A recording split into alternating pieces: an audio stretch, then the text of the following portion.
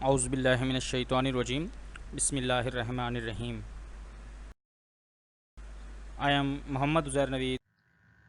आज मैथमेटिक्स की क्लास में हम अपना चैप्टर नंबर 2 कंटिन्यू करेंगे, जो कि है system of real numbers, exponents and radicals. इस चैप्टर की एक्सरसाइज नंबर 2.1 लास्ट लेक्चर में हमने सॉल्व की, और इंशाल्लाह आज हमारी कोशिश होगी कि हम एक्सरसाइज नंबर 2.2 सॉल्व करें। इस एक्सरसाइज में कुछ रूल्स हमारे इस्तेमाल हो रहे हैं, जैसे लॉ ऑफ एक्सपोनेंट्स के अंदर बेस एंड एक्सपोनेंट्स हैं, पावर ऑफ प्रोडक्ट रूल है, पावर ऑफ प्रोडक्ट है। तो कुछ रूल्स हम इसके अंदर पढ़ेंगे, उनको डिस्कस भी करेंगे और उसके साथ उनके कुछ क्वेश्चंस भी सॉल्व करेंगे। टॉपिक स्टार्ट करने से पहले Islamic integration. He said, O my people, is my family more respected for power by you than Allah, but you put him behind your backs. Indeed, my Lord is encompassing of what you do. Quran की आयत सूरत number 11 की आयत number 92। Topic की तरफ आते हैं तो laws of exponent की बात करते हैं। कुछ रूल्स हैं एक्सपोनेंट्स के। एक्सपोनेंट आप जानते हैं, पावर को कहते हैं किसी वैल्यू के ऊपर अगर कोई पावर लगी होती है तो उस पावर को हम क्या कहते हैं? एक्सपोनेंट। जैसे x की पावर 2, अब इसमें जो 2 है वो क्या है? एक्सपोनेंट। तो कुछ रूल्स हैं। मल्टीप्लिकेशन रूल है सबसे पहले हमारे पास। मल्टीप्लिकेशन रूल क्या कहता है? मल्टीप्लिकेशन रूल के मुताबिक अगर दो एक जैसे वैल्यूज आपस में मल्टीप्लाई हो रही हो, जैसे अगर हम इसकी एग्जांपल देखें तो a की power x multiply by a की पावर y, यानी दोनों में a है। ये जो a है यहाँ पर, ये क्या है? ये a यहाँ पर बेस है, और इसके एक्सपोनेंट्स, पहले वाले a का जो एक्सपोनेंट है वो x और दूसरे वाले का y। अब ये दोनों सेम वैल्यूज हैं, तो हम क्या करते हैं मल्टीप्लिकेशन रूल में कि जब बेस इक्वल होती हैं तो हम क्या करते हैं? एक्सपोनेंट्स को ऐड करते हैं। तो इसका रिजल्ट क्या बनता है? a की power x plus Y. Division rule में जैसे अगर दो एक जैसी वैल्यूज डिवाइड हो रही हैं, a की power x divided by a की पावर y, तो हम क्या करते हैं? पावर्स को सब्ट्रैक्ट करते हैं, यानी इसका रिजल्ट क्या बनेगा? a की पावर x माइनस वाई। इसी तरह पावर ऑफ पावर का रूल है। पावर ऑफ पावर यानी कि पावर के ऊपर एक और पावर, जैसे a की पावर x उसके ऊपर उसकी पावर y। तो पावर ऑफ पावर के अंदर दोनों पावर्स जो होती हैं वो आपस में मल्टीप्लाई हो जाती हैं। पावर ऑफ प्रोडक्ट रूल है। अब इसमें क्या होता है कि अगर किसी ब्रैकेट के ऊपर पावर है तो वो ब्रैकेट के अंदर तमाम वैल्यूज के ऊपर है, चाहे वो दो वैल्यूज हैं, 3 हैं, 4 हैं, 5 हैं, जितनी भी हैं, तो वो क्या कहलाती हैं? Power of a product rule कहलाता है। जैसे यहाँ x ब्रैकेट के ऊपर मौजूद है, इसका मतलब है ये a के ऊपर भी पावर है और b के ऊपर भी, क्योंकि ब्रैकेट में a और b दोनों मौजूद हैं। पावर ऑफ फ्रैक्शन, इसको भी हम उसी सेंस में लेते हैं कि अगर दो वैल्यूज आपस में डिवाइड हो रही हैं ब्रैकेट के अंदर और उसके ऊपर पावर है, तो वो x जो है वो दोनों के ऊपर इंप्लीमेंट होगा। जीरो एक्सपोनेंट, किसी भी वैल्यू का अगर एक्सपोनेंट जीरो होता है तो वो क्या होता है? इक्वल टू 1 होता है। ये रूल है मैथ्स का कि अगर किसी भी वैल्यू का एक्सपोनेंट जीरो होता है तो वो इक्वल टू 1 कंसीडर किया जाता है। नेगेटिव एक्सपोनेंट है a की पावर माइनस एक्स, यानी अगर किसी का एक्सपोनेंट नेगेटिव होता है तो वो वैल्यू क्या हो जाती है? रिवर्स। आप जानते हैं यहाँ पर a के नीचे 1 मौजूद है, तो इसको जब हम पलटेंगे तो क्या बन जाएगा? 1 अपॉन a बन जाएगा, और x की जो नेगेटिव पावर थी अब क्या हो जाएगी? x की पॉजिटिव पावर में कन्वर्ट हो जाएगी। फ्रैक्शनल एक्सपोनेंट है। अगर किसी का एक्सपोनेंट जो है वो फ्रैक्शनल में होता है तो उसको हम क्या करते हैं? स्क्वायर रूट में कंसीडर किया जाता है।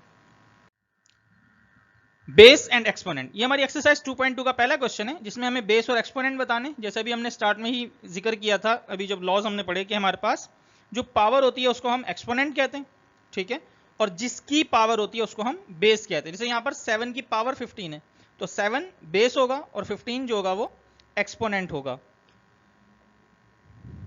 Separate base and exponent from following questions. अब आपको जैसे समझाया गया ऊपर कि हमारे पास जो पावर है उसको एक्सपोनेंट कहेंगे और जो बेस है वो जिसके ऊपर पावर होगी उसको कहेंगे।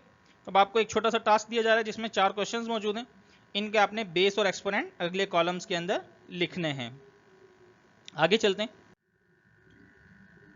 If the power of a real number is even then the number is positive real number.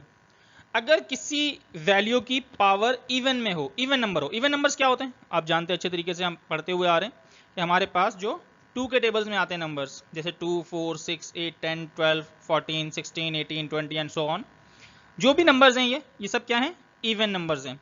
अगर किसी वैल्यू का एक्सपोनेंट इवन है, चाहे वो नंबर नेगेटिव है या पॉजिटिव है, इससे कोई फर्क नहीं पड़ता, चाहे वो नंबर नेगेटिव है या पॉजिटिव है, लेकिन अगर उसका पावर जो है वो इवन है, तो फिर क्या होगा, वो पॉजिटिव रियल नंबर होगा। अच्छा, इसके अलावा अगर हम देखते हैं if the power of negative real number is odd. अब देखें अगर नंबर पॉजिटिव है फिर तो उसकी पावर चाहे ऑड है या इवन है वो पॉजिटिव ही रहेगा, लेकिन अगर नेगेटिव नंबर है तो नेगेटिव नंबर के केस में अगर नेगेटिव नंबर की पावर इवन होगी तो वो पॉजिटिव बन जाएगा, लेकिन अगर नेगेटिव रियल नंबर की पावर ऑड नंबर में होगी यानी 1 3 5 7 9 11 13 एंड सो ऑन, इस तरह किसी नंबर में होगी तो फिर वो क्या होगा, नेगेटिव रियल नंबर। एक छोटी सी एग्जांपल मैं आपको दूं, फॉर एग्जांपल 5 की पावर -3, इसका मतलब है 5 को 3 टाइम्स मल्टीप्लाई करना है, ठीक है, -5 की पावर 3 है, -5 की पावर 3, -5 को 3 टाइम्स मल्टीप्लाई करना है। अब -5 को -5 से मल्टीप्लाई करेंगे तो माइनस माइनस प्लस हो जाएगा यानी कि प्लस का 25। अब मजीद -5 से मल्टीप्लाई करना है तो माइनस माइनस प्लस हो गया था, तो अब प्लस 25 मल्टीप्लाई बाय -5 तो प्लस 25 -5 तो प्लस माइनस दोबारा से माइनस हो जाता है। तो कोई भी नेगेटिव नंबर जिसकी पावर ऑड होगी वो क्या हो जाएगा, रिजल्टेंट उसका जो निकलेगा वो नेगेटिव रियल नंबर आएगा। फॉर एग्जाम्पल 8 की power 4 is a positive real number. अब देखें 8 खुद भी पॉजिटिव ही है और उसकी पावर जो है वो इवन नंबर है, इसलिए क्या होगा, ये पॉजिटिव होगा। इसके बाद अगर हम देखें -113 की power 107, it is a negative real number. अच्छा, नेगेटिव नंबर है और उसकी जो पावर है वो क्या है, ऑड में है, 107 है, ऑड नंबर है, तो उसकी पावर क्यों के ऑड है, तो इसलिए हम कहेंगे कि ये क्या होगा, नेगेटिव रियल नंबर होगा। अब यहां पर हम देखें, अब ये पावर तो इवन नंबर्स में, ठीक है, ठीक है, पावर क्या है, इवन नंबर्स में, लेकिन नेगेटिव नंबर है, तो अब ये पॉजिटिव रियल नंबर होगा। जैसे हमने पहले वाले दूसरे रूल में पढ़ा कि अगर नेगेटिव रियल नंबर है और उसकी पावर जो है वो इवन है, ठीक है, नेगेटिव रियल नंबर की पावर इवन है, तो फिर क्या होगा, वो पॉजिटिव रियल नंबर होगा। तो इसलिए -192 इसकी power 108, it is a positive real number because its power is even. Law of product है, if the basis are same then the exponent is added. जैसे भी हमने स्टार्ट में पढ़ा लॉ ऑफ प्रोडक्ट के अंदर कि अगर हमारे पास दोनों के बेसिस एक जैसे होते हैं, ठीक है, दो या दो से ज्यादा वैल्यूज जो आपस में मल्टीप्लाई हो रही हैं, उनकी बेस अगर सेम है तो वो क्या होते हैं, उनके एक्सपोनेंट्स आपस में ऐड हो जाते हैं। फॉर एग्जाम्पल आपके पास एक 5 की पावर 4 है मल्टीप्लाई बाय 5 की पावर 2, दोनों का बेस जो है वो 5 है, सेम है, ठीक है, और दोनों के एक्सपोनेंट्स क्या है, एक का एक्सपोनेंट 4 है और एक का एक्सपोनेंट 2 है, तो रिजल्टेंट क्या आएगा, 5 की पावर 6, क्योंकि हमने पढ़ा लॉ ऑफ प्रोडक्ट में कि अगर बेसिस सेम होंगे तो फिर एक्सपोनेंट्स आपस में ऐड हो जाते हैं। आगे देखें अगर हम, तो हमारे पास x की पावर 4 मल्टीप्लाई बाय y की power 2 can not add powers और एक्सपोनेंट। अब ये आपस में ऐड नहीं हो सकते, क्यों नहीं हो सकते, क्योंकि दोनों के बेसिस मुख्तलिफ हैं, एक का बेस जो है वो x है और दूसरे का बेस y है, तो इस केस में हमारे पास दोनों के एक्सपोनेंट्स आपस में ऐड नहीं होंगे। कब ऐड होंगे, जब दोनों की बेसिस सेम होंगी, अगर बेस सेम होंगी तो ही पावर्स आपस में ऐड हो सकती हैं। जैसे यहां पर आपके सामने नजर आ रहा है a मल्टीप्लाई बाय b की पावर 2 मल्टीप्लाई बाय c की पावर 3 मल्टीप्लाई बाय b की पावर 3 मल्टीप्लाई बाय a की पावर 5 मल्टीप्लाई बाय c की पावर 2। अगर इसमें हम देखें तो हमारे पास जो एक जैसे बेसिस होंगे उनकी पावर्स आपस में ऐड हो जाएंगी। फर्स्ट नंबर पे लिखा हुआ है a, खाली a लिखा हुआ है, आपको मालूम है जब पावर कुछ नहीं होती तो वहां पर 1 पावर होती है, तो यहाँ a की पावर 1 है तो ये किस में ऐड होगा, a की पावर 5 में। ये b की पावर 2 में ऐड नहीं हो सकता, c की पावर 3 में ऐड नहीं हो सकता, क्योंकि बेस अलग हो जाएगी। तो जिसकी बेस सेम है यानी a की पावर 1 जो होगी वो a की पावर 5 में ऐड होगी, b की पावर 2 जो होगी b की पावर 3 में ऐड होगी और c की पावर 3 c की पावर 2 में ऐड होगी। तो a की पावर में ऐड होगी, b की पावर b की पावर में ऐड होगी और c की पावर c की पावर में ऐड होगी। तो इस तरीके से हमारा जो रिजल्टेंट आ जाएगा वो क्या आ जाएगा, a की पावर 6, b की पावर 5, c की power 5। Solve the following question. अब उसी तरीके से आपको कुछ 5 क्वेश्चंस दिए गए, ठीक है, जिसको आपने सॉल्व करना है इसी तरीके से कि हमने क्या करना है, सेम बेस वाली पावर्स को आपस में ऐड करना है, और जिनकी पावर बेस सेम नहीं होगी वो पावर्स आपस में ऐड नहीं होंगी। आगे चलते हैं। अगर हम बात करें लॉ ऑफ पावर की, if exponent is on bracket then the exponent placed on every number in the bracket. अगर पावर जो होती है, जो एक्सपोनेंट है, अगर ब्रैकेट के ऊपर प्लेस किया गया है, ठीक है, यानी वो किसी नंबर पर नहीं है, किसी स्पेसिफिक नंबर पर नहीं है, जैसे x पर नहीं है, y पर नहीं है, बल्कि ब्रैकेट के अंदर कुछ नंबर्स हैं और ब्रैकेट के ऊपर पावर है, तो ब्रैकेट के जो ऊपर पावर होती है वो ब्रैकेट के अंदर तमाम वैल्यूज पर आती है। जैसे कि एग्जाम्पल में लिखा हुआ है 8 मल्टीप्लाई बाय 3 इसकी होल पावर 4।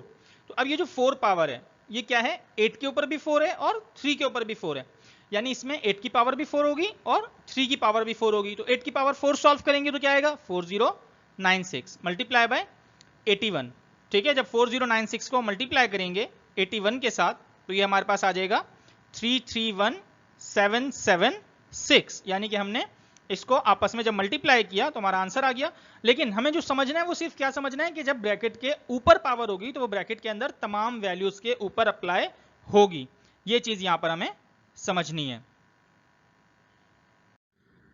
अब इसी तरीके से आपको क्वेश्चंस दिए गए, a मल्टीप्लाई बाय b, इसकी होल पावर 13 है, तो इसका मतलब क्या होगा कि ये a पर भी पावर 13 लगेगी और b पर भी लगेगी। इसी तरीके से पावर होल पावर 3 है तो ये -4 की पावर भी 3 होगा और -5 की पावर भी 3 होगा। इस तरीके से ये 5 क्वेश्चंस आपको सॉल्व करने हैं।